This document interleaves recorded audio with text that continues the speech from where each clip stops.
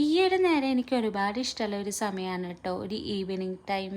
അപ്പോൾ ഈ സമയത്ത് ഞങ്ങൾ പുറത്തോട്ടൊക്കെ ഒന്ന് ഇറങ്ങും, ഗാർഡനിങ് ചെയ്യും.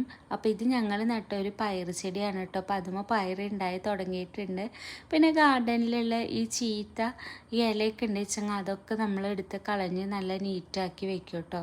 പിന്നെ കണ്ണൻ്റെ കൂടെ കുറച്ച് നേരം കളിക്കും, തുമ്പിക്കുട്ടി ഉണ്ടാവും. അപ്പോൾ ഇപ്പോൾ തുമ്പിക്കുട്ടിയില്ല, അവൾ ഉറങ്ങുകയാണ് കേട്ടോ.